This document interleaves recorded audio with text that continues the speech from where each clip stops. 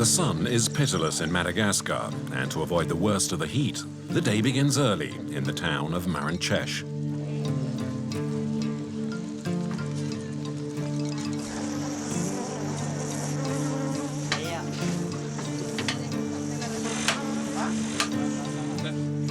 By 6 a.m., Stefan's local bush taxi is already fully booked.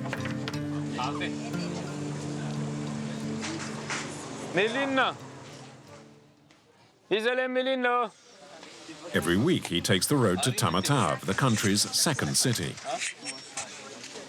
It's a primitive route that severely tests the vehicle's suspension, and every kilo counts. Stefan charges extra for any excess luggage.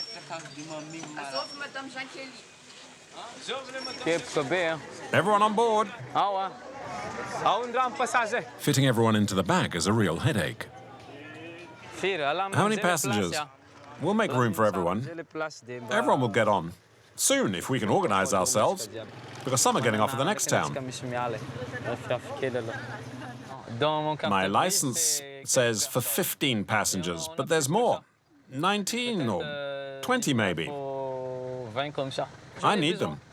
Because there's a lot of sliding about, and each passenger has some rope which they pull. That's why. There'll be a need for some strong arms. Only four-wheel drive vehicles can tackle the N5, National Route 5, one of the most challenging in Madagascar. The 20 passengers can look forward to a testing journey. Once on the open road, what lies ahead becomes abundantly clear.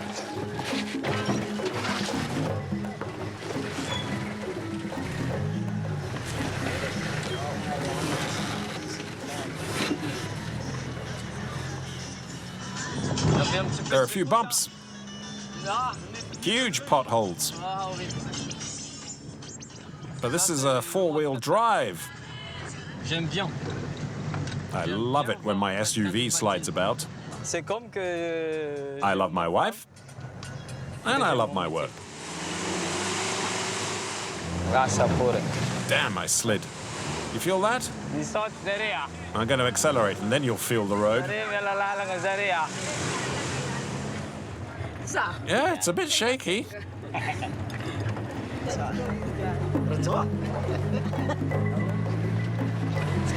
Passengers on the padded seats have paid a little more, but they suffer no less than those crammed in the back. Everyone gets carsick.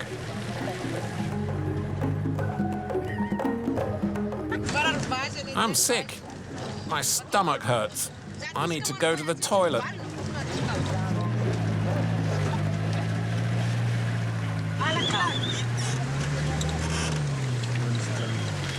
One uncomfortable hour later, and the road claims its first victims. She can't take it. She needs to throw up. So that's why she's getting off.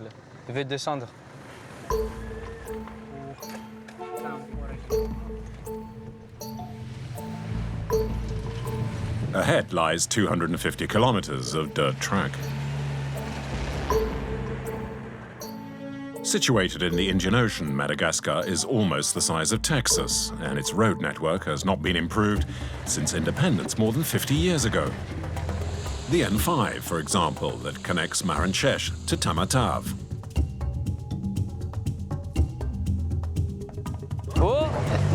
I think we'll have fun. We're going to be dancing. Where's that rope?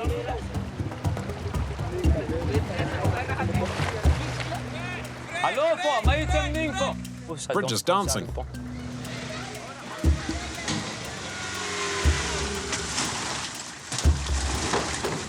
I hate this road. We'll never get there. I can't take it anymore. The N5, or rather the dirt track, winds its way through breathtaking countryside. But the postcard images are under threat. The forest has been pillaged for its valuable wood, in particular, rosewood. We know it's illegal. It's theft. But we have to live somehow. It takes 9 days to bring back one of the trunks. Some weigh as much as 500 kilos. The trunk moves at a huge speed. If it hits us, we're dead for sure. Made it! Still alive! After hurtling down the mountainside, the wood is then transported on makeshift rafts. The force of the current has killed more than one guy transporting wood. On the other side of the country, another treasure attracts the poor: sapphires. With no bed and only one pot. We don't have a single penny. Thousands dig away, all with the same dream: find a sapphire and become a millionaire. The promise of a better life might be lying just under their feet, 50 meters down. We run the risk of being killed just for some stones. Many will never find even the smallest sapphire.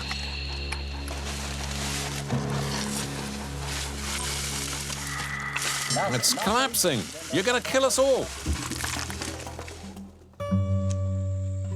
Deep in the last primeval jungles of Madagascar lies the small village of Tenra.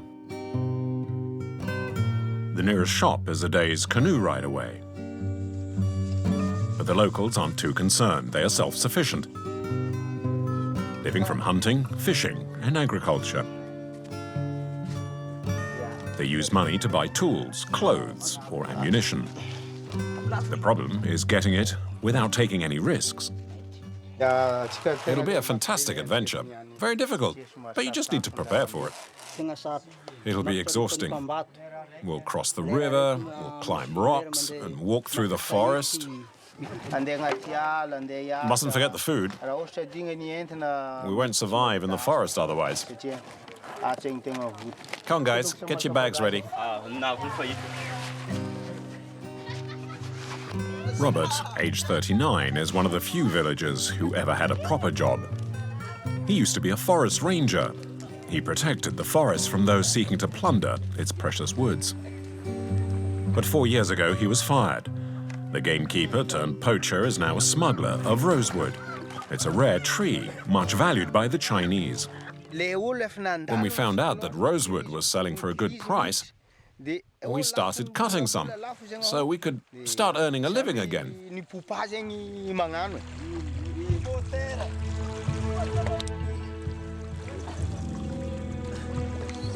Ahead lies a 9-day journey, during which they'll play hide-and-seek with the police. The tree is so much in demand that it's close to extinction and has been officially protected for the past 3 years.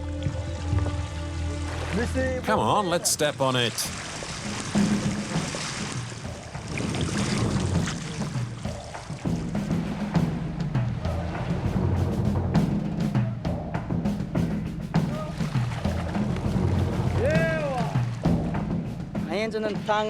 My whole body's straining. The arms, the legs will need a lot of energy. Come on, push harder.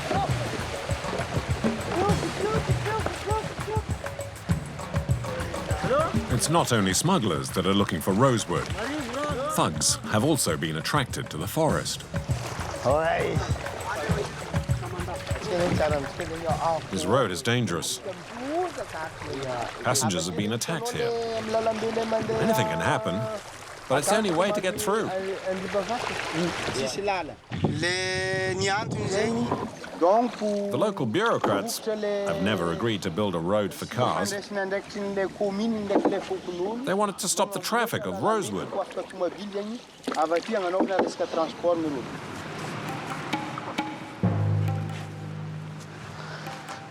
Mind out.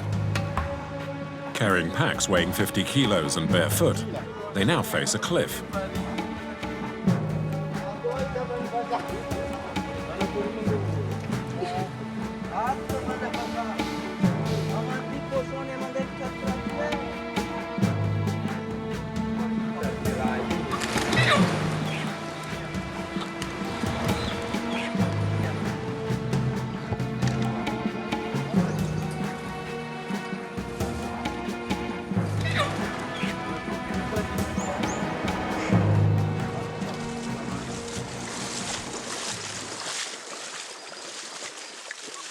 After a harrowing 2-day march, the group spots other traffickers. Robert is concerned they may have felled the last of the rosewood trees. You think there's still some wood left? Yes, you'll find some. I don't need to go too far from the river, though, right? No, not far. Well, let's see if we can find some. Good luck to you. Safe travels. We all know it's illegal. It's theft. But we really need to make a living. Everything is so expensive here. School for the kids, feeding them, medicine.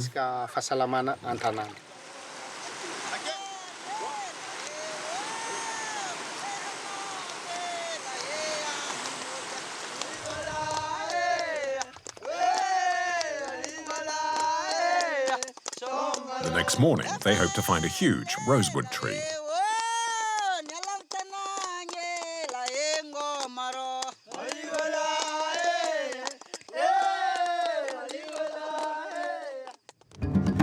The beaches on this part of the island are heavenly, but there are no tourists. No travel agency would risk having their clients travel along such an exhausting and dangerous road.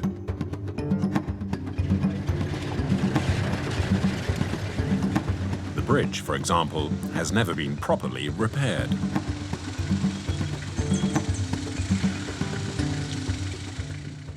Oh, we're not going to be able to cross this.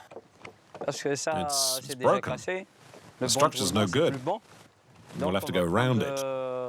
I've already fallen in here.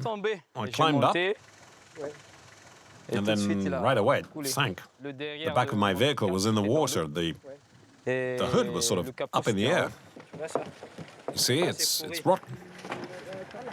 Stéphane would rather not tempt fate, and so drives across the river. So as not to sink too deep, he asks his passengers to get out.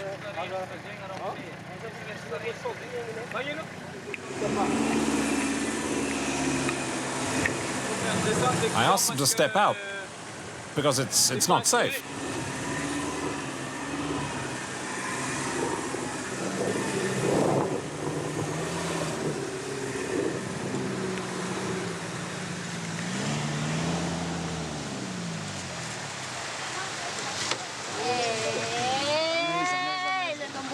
I've had enough of this trip. I'm exhausted.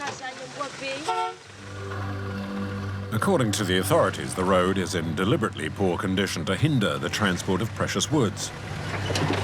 If the road were flat, the smugglers would use large trucks, they say. It's an effective weapon, but it also slows down the entire region's economy. Every bridge is a test. That bridge is rather worrying. It's been repaired, but not properly. And when you're on it, it dances around like crazy. It's risky, it's dangerous, not worth trying.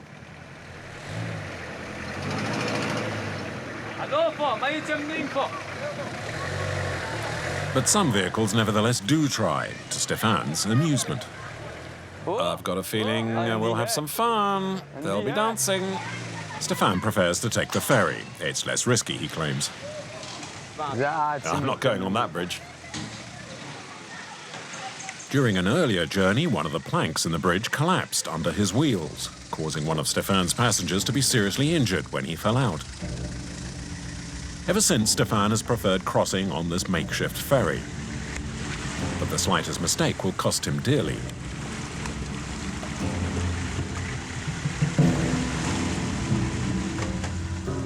Oh, you want me to fall in the water? Huh? Stéphane was too slow getting on board the raft.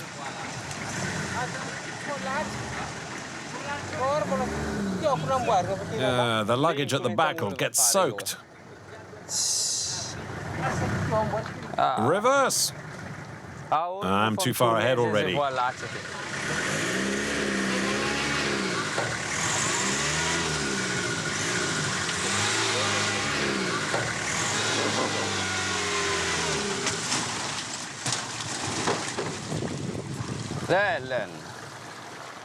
Damn. That's it. We'll be really late now. The whole engine is in the water. The journey may end here. Stéphane isn't sure how to get his vehicle out.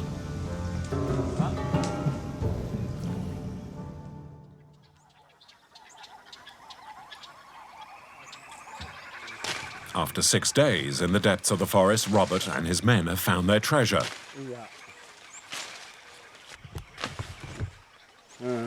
If they can get this rosewood tree out, they should make enough money to see them through the next 4 to 6 months. A trunk can fetch as much as $5,000. Which way should we chop it down? That way? There's lots of trees here. It'll be complicated, but let's try that way. The trees grow extremely slowly and take at least 100 years to fully develop.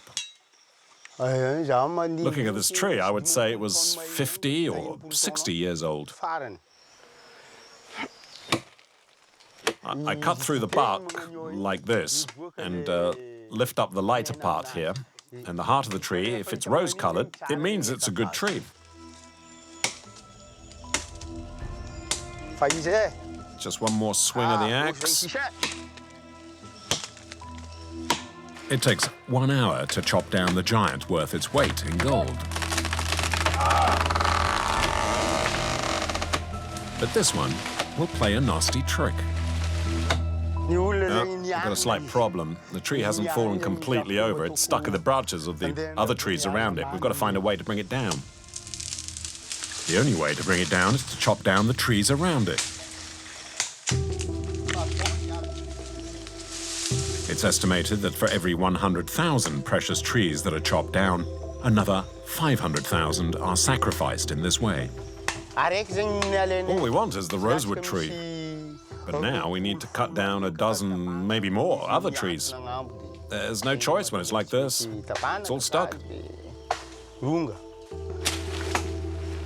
The task is enormous, and Robert changes tactics. Cut the trunk at this height, and that way the other part, where it's caught, will also come straight down.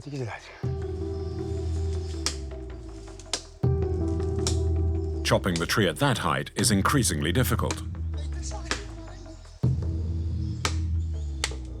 The men will need to sweat to earn their money. Come on, we'll take it in turns. We need everyone to pitch in. This will take a while yet. For hours, the men pass the axe around. The heat is overbearing.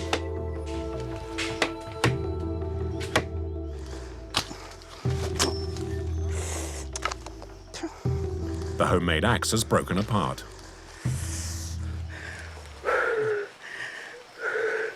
The blade slid down the handle and hit my finger, and it hurts, but I'll be okay. Sometimes the blade hits your head or your legs. If you get seriously hurt, there's no medicine or bandages. We treat it with the resin from the rosewood tree. We use the bark to make a bandage. Thank you, rosewood tree.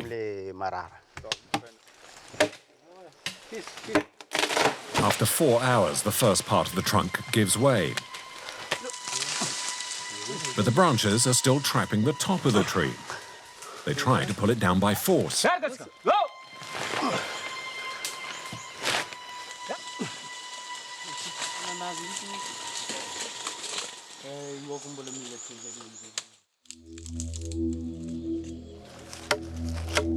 But after another 6 hours, Robert decides to give up.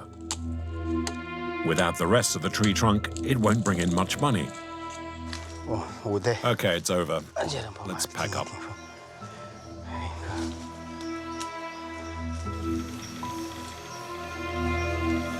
Their dream of money has evaporated, and they'll have to start looking all over again. But it's like a needle in a haystack, since the tree has become so rare.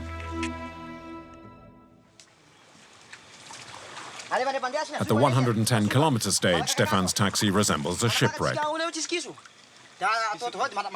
His vehicle has been floundering for several hours. There's no tow truck in this region and no other SUV in sight.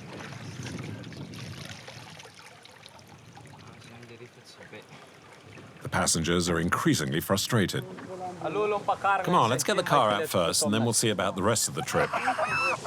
There's only one solution to get them on the road again. You all have to pull. Come on, all of you. We need as much help as possible.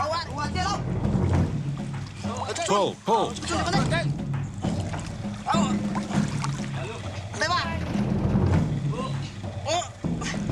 Without a word of complaint, and as if this was completely normal, a dozen or so passengers act as the tow truck. But it's all in vain. The vehicle, filled with water, weighs several tons. We can never be sure of anything. It all depends on the road. You see what's happened to us? What can we do? Just wait and trust in the driver. After 2 hours of hard work, a stroke of luck. The bridge just has to survive the crossing of the SUV.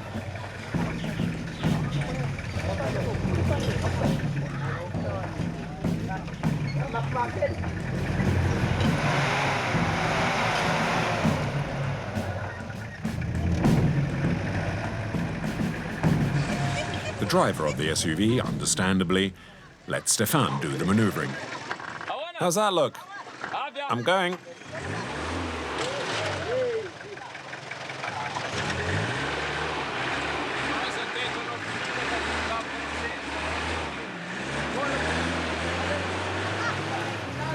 Push, push.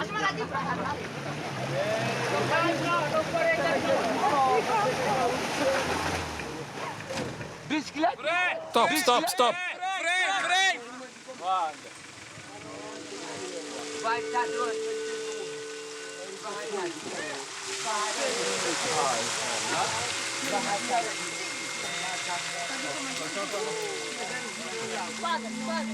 In this neck of the woods, mechanics are rare, and Stefan has learned the basics by carrying out his own repairs after every breakdown. We'll have to wait for all the water to drain out of the engine, but I'm worried about the gearbox. We'll need to unscrew everything and wait for it to dry. The first try and water comes shooting out of the engine.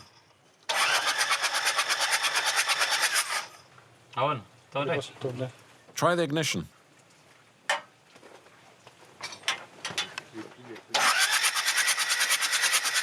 Yeah, the fuel's leaking out. I'll stop. Yep. Stefan will cross the bridge this time. His faith convinces him that the hand of God won't strike him again. You're not scared the bridge might collapse? God will decide. But since he's already made me go in here, he's not going to make me fall off the bridge. Isn't your car too heavy? It's heavy. If you fall off the bridge, it's not the same thing. It's God's will, whatever happens.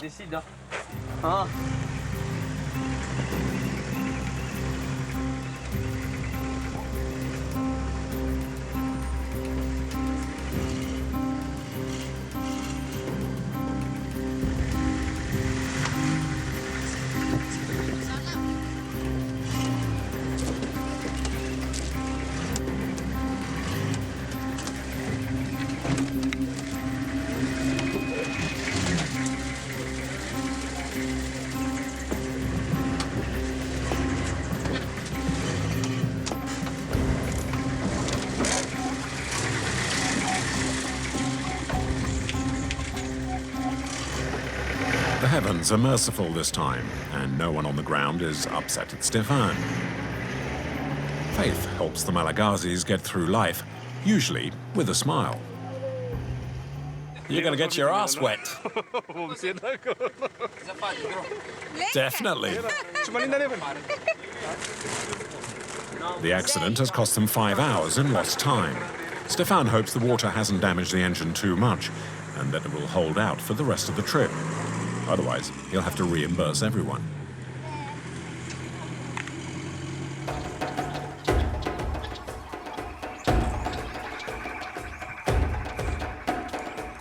After 10 days, Robert and his men still haven't found a rosewood tree that's big enough. Running out of supplies, they need to head home, but not empty-handed.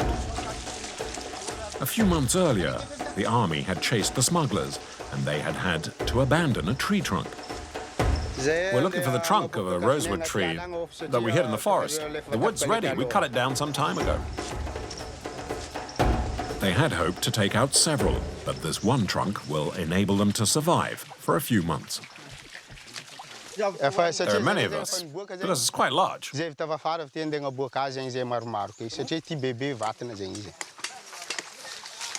trunk weighs about 400 kilos. Transporting wood principally depends on the length of the rope. You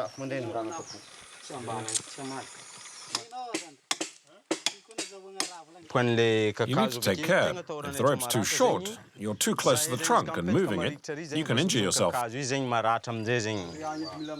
It takes two people, one in the middle and one behind.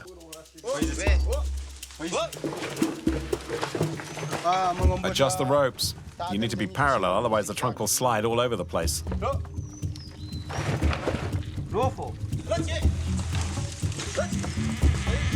I don't want the trunk to make me fall. I'll let go of it if I have to.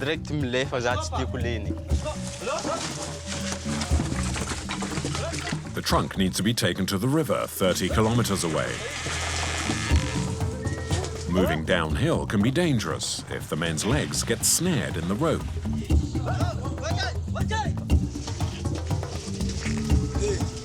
Careful, you almost squashed me when you let go of the rope like that.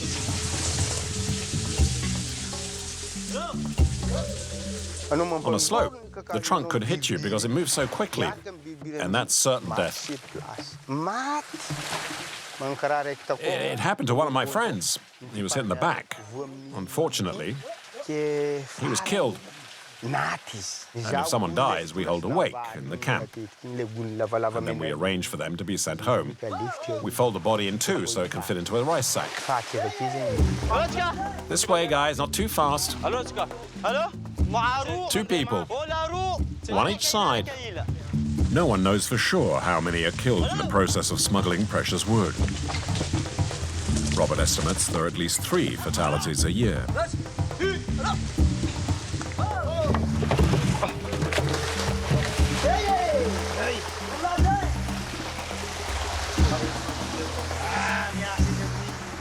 On this stretch, we need to move the wood along in the water. It's not easy, since the water's quite deep, and if the wood falls into one of the holes, it's hard work getting it out. The guys would need to dive under, get it unstuck.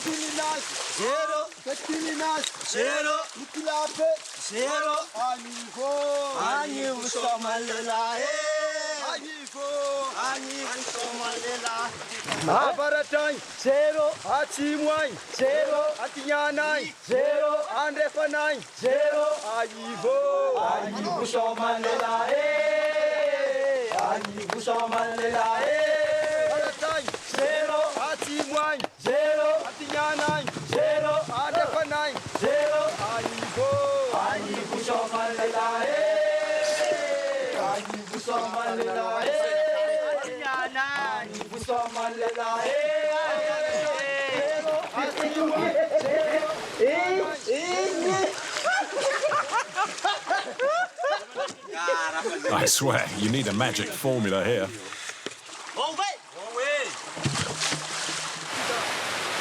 The waterfall marks the end of the mountain. The men have now covered 1/3 of the journey.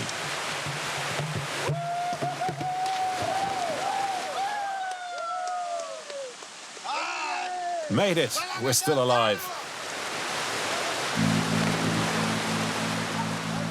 Exhausted, they'll spend the night here, in their wet clothes.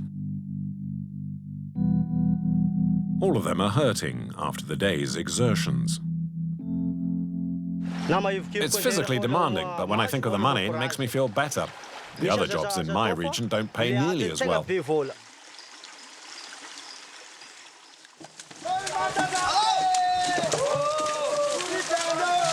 Despite their soggy night, Robert and his companions have lost none of their determination.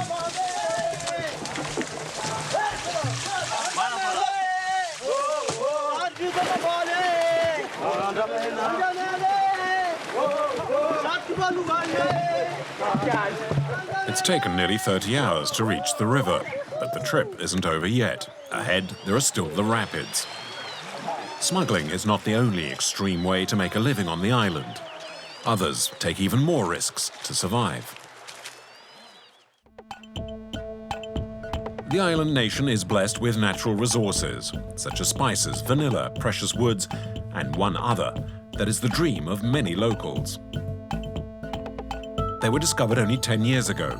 Some people have found wealth, others only misery or even death. It's all a matter of luck when it comes to sapphires.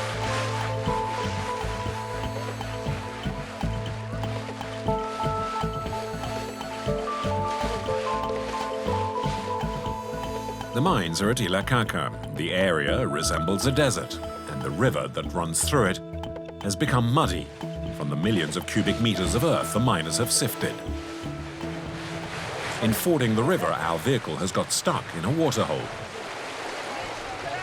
We need to get it out of there. If it continues to rain, the waters will swallow up the car.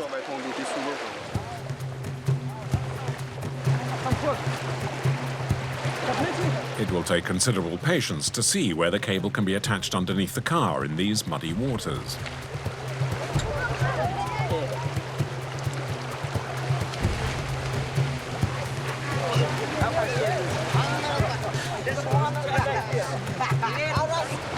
Come on, lads, pull.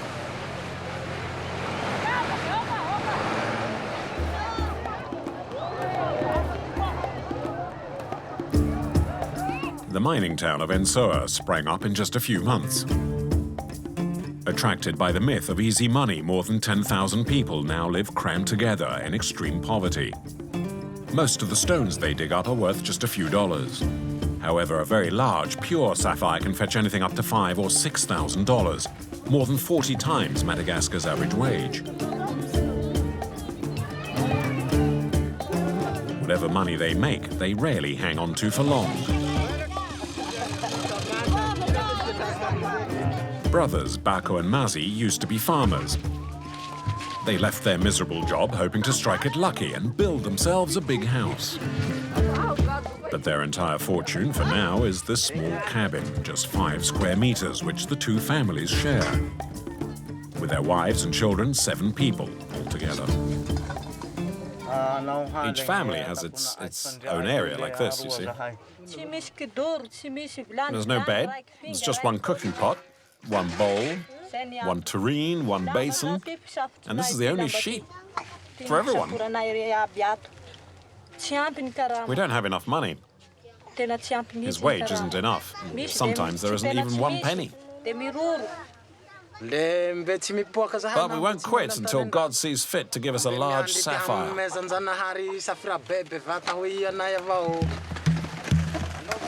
The brothers work for a miner who owns this mine. Their pay is less than $2 a day. If they do find a stone, they get a percentage on the sale.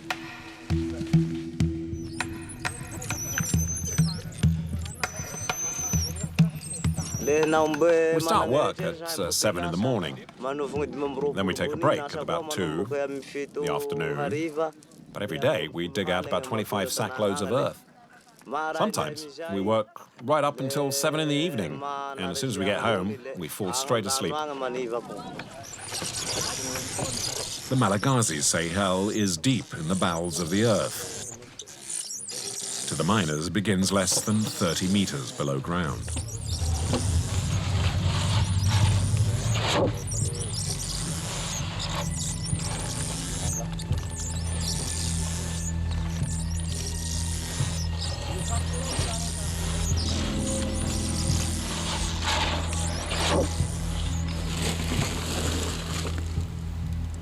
The two brothers and other workers move around in galleries, often just 60 centimeters high.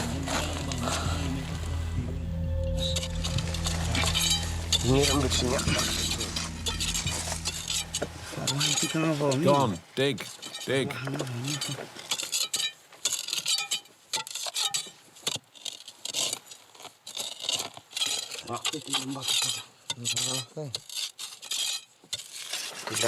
This stone's very hard here.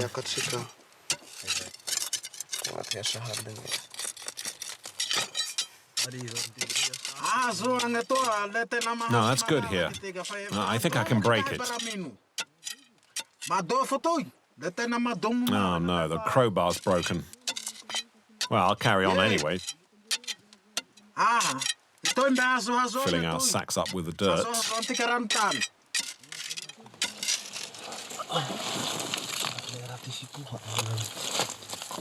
The vein is good here.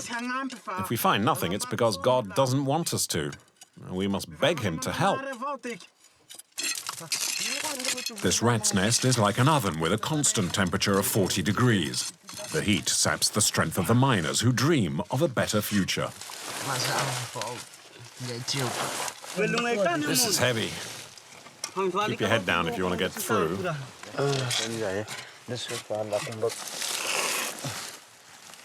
Being a miner also means being a contortionist.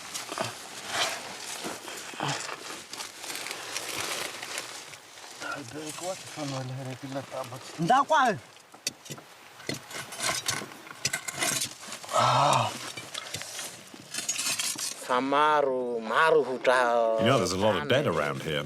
The work is tiring, it's dangerous. A great many of us have died because of the earth collapsing or from the lack of oxygen. It's becoming difficult here. 30 meters below ground, oxygen is scarce.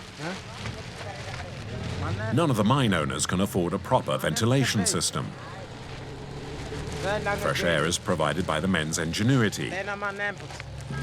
It's basic, but it works.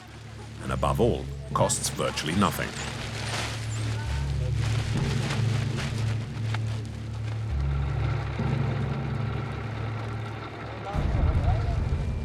The problem is the tube is barely 25 meters long and doesn't reach where Bako and Masi are working.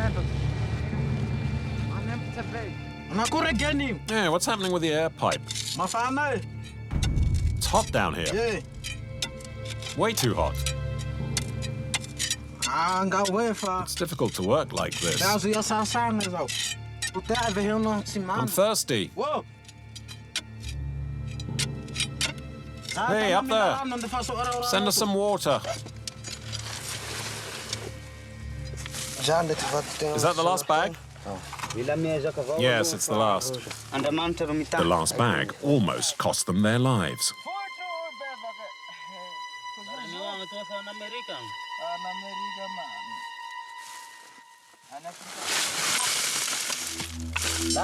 Careful, it's caving in. You're going to kill all of us. Here, take these bits of wood.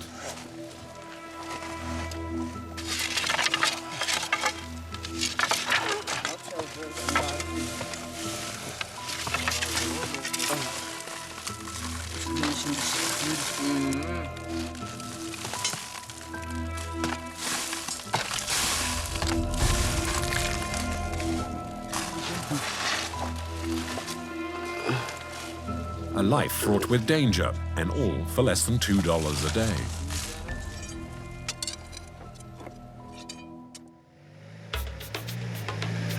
Stefan and his passengers have reached the halfway stage, and his SUV seems to be holding up, despite 3 hours underwater at the last river crossing. The engine appears to be working well, and it seems Stefan knows how to care for his vehicle. Everybody off! At the slightest risk, he wants the car to be as light as possible to avoid straining the engine.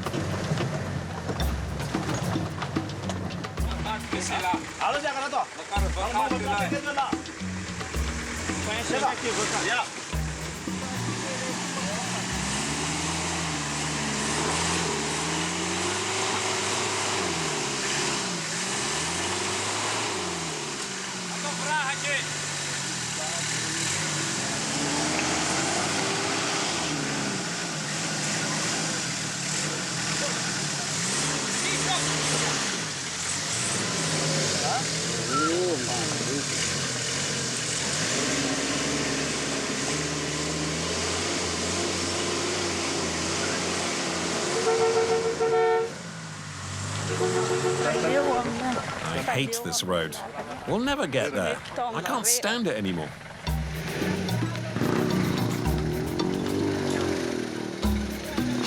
This time the ferry is more modern. The state doesn't maintain the roads, but it does subsidize the ferries, which are free, more or less. To earn a little extra, the ferryman sells off the fuel he's given for his boat. When there's none left, he taxes his clients.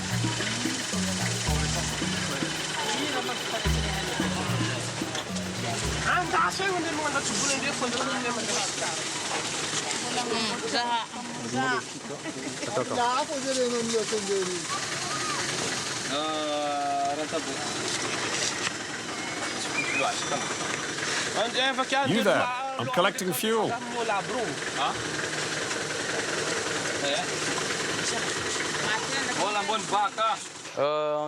We need to give some fuel in return for the ride. All the SUVs give a litre. If you don't give them, then you won't be able to leave.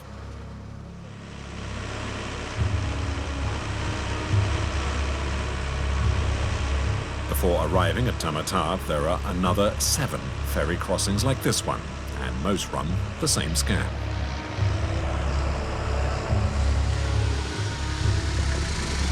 The voyage is exhausting, never-ending.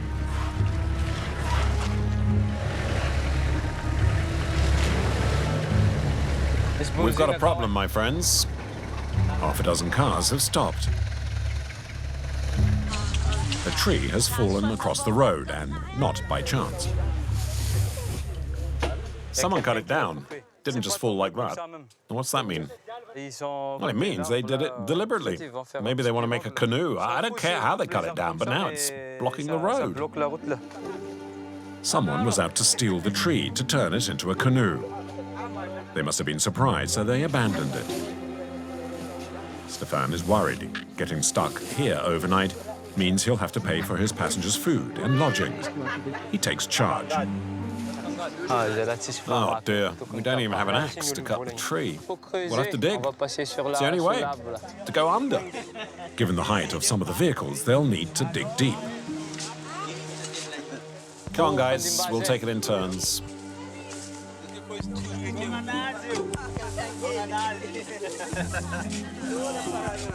Oof, I'm getting tired.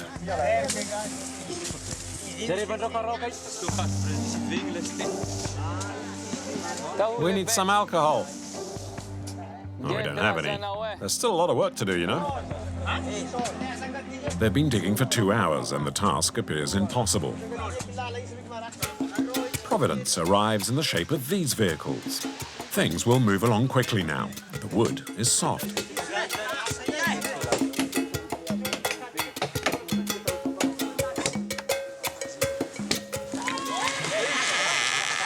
God, I hadn't planned on dying quite yet.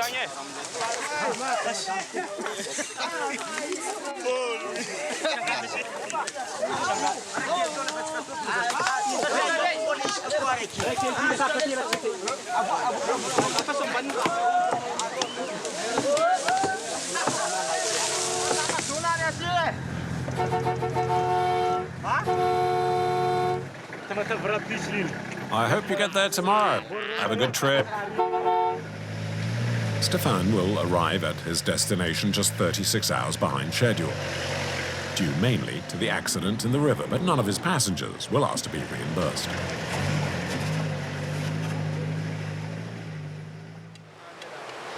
This is the last leg of the journey for Robert and his men, and probably the most dangerous, shooting the rapids with the trunk attached to some inner tubes.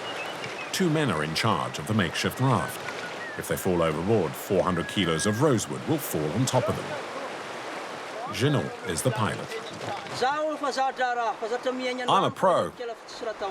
I know the river. I'm not afraid of it. The current is strong and has drowned more than one man transporting wood, but I'm naturally gifted. I can master nature.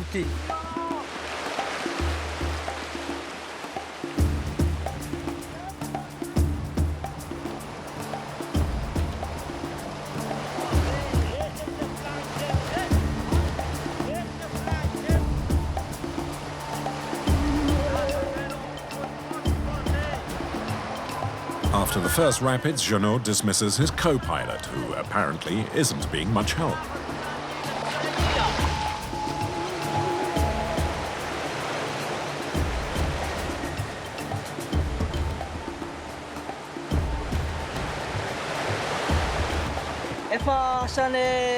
Shooting the rapids on these tubes is my speciality. I'm an expert in pneumatic transportation.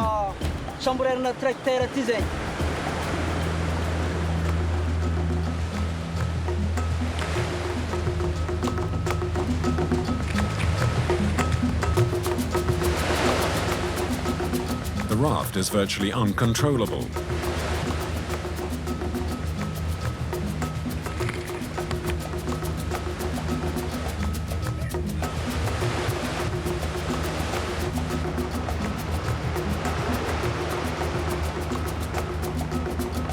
A rock has shattered his paddle, and he uses his hands to slow down the raft.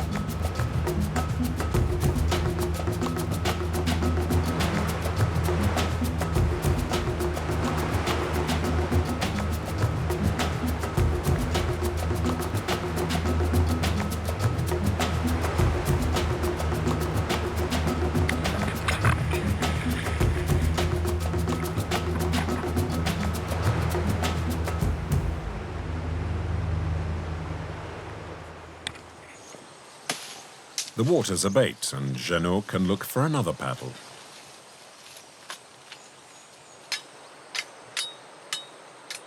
I need to remain focused on my objective, delivering the wood.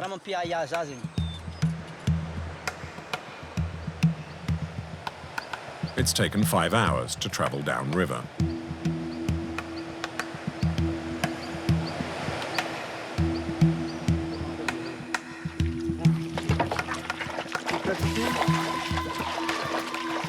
The others will now take the wood as far as the coast.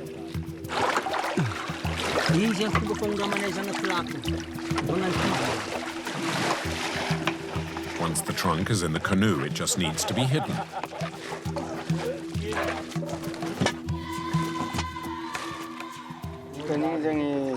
We're putting our bags on top so that no one can see what we've got here. We mustn't get caught by the police.